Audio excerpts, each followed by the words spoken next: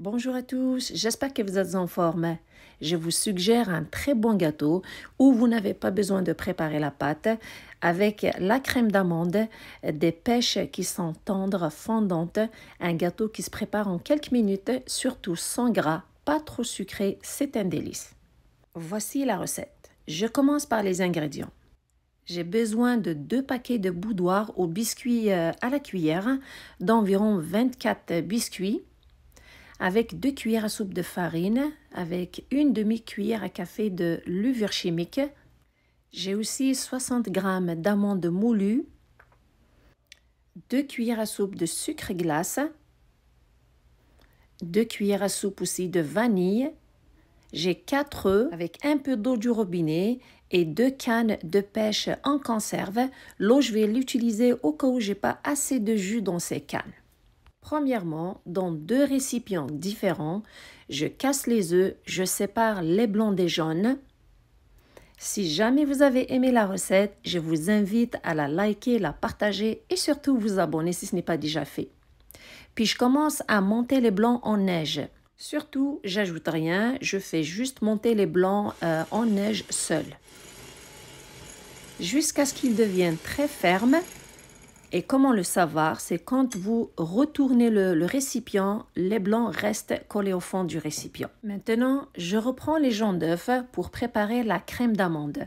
Je leur ajoute 2 cuillères à soupe de sucre glace et je mélange les 2 ingrédients jusqu'à ce que le tout soit crémeux. Ça prend environ 1 minute.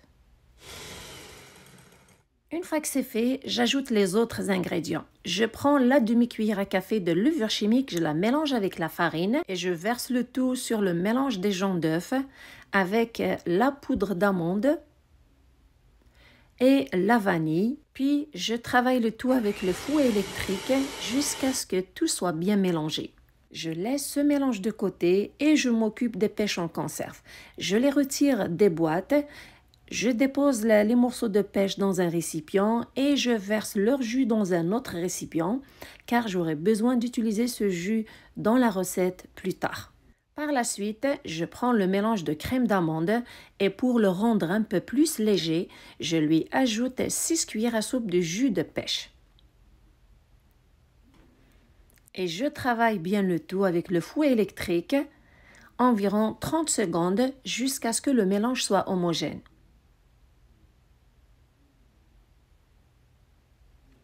Voici le mélange et voici sa texture. Je le laisse de côté, c'est le moment de faire le montage du gâteau. Je prends un moule rond, je l'ai tapissé du papier cuisson, badigeonné d'huile végétale et qu'est-ce que j'ai besoin? Du jus de pêche et des boudoirs.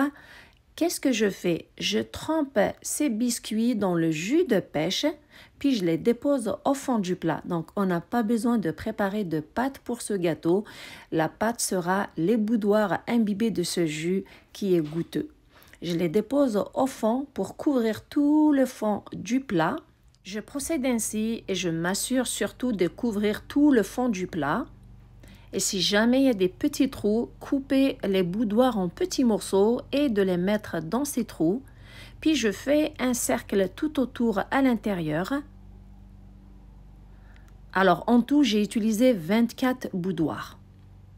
Donc s'assurer de couvrir tout le fond du plat avec les boudoirs et faire un cercle avec les morceaux de boudoir tout autour. C'est ce qui remplace la pâte pour ce gâteau. Juste après, j'ajoute les blancs d'œufs dans la crème d'amande et je mélange délicatement pour ne pas casser ces blancs. S'assurer de bien les incorporer surtout à la crème d'amande. Une fois que c'est fait, le mélange est prêt à être versé sur les boudoirs dans le plat allant au four. Et le four est préchauffé à 180 degrés Celsius, 350 degrés Fahrenheit. Je m'assure surtout d'étaler ce mélange à l'intérieur du moule sur les morceaux des biscuits. Par la suite, je dépose les morceaux de pêche et je m'assure surtout de les déposer sur toute la surface du gâteau. Une fois que c'est fait, je mets le gâteau au milieu du four et je le fais cuire jusqu'à ce qu'il soit doré. Après 35 minutes, le gâteau est prêt, je le retire. Directement, je le badigeonne avec la confiture d'abricot réchauffée au micro-ondes. Et je le laisse surtout se reposer jusqu'à ce qu'il soit tiède avant de le déguster. Après ces quelques minutes de repos, pour bien démouler le gâteau, je passe un couteau tout autour à l'intérieur du moule et je le transfère dans un plat pour le servir.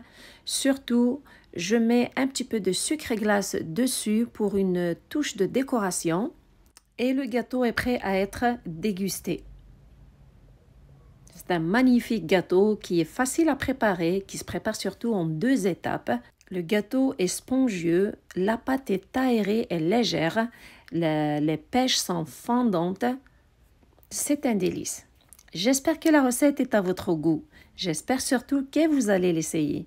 Merci de me suivre. Prenez soin de vous et à la prochaine.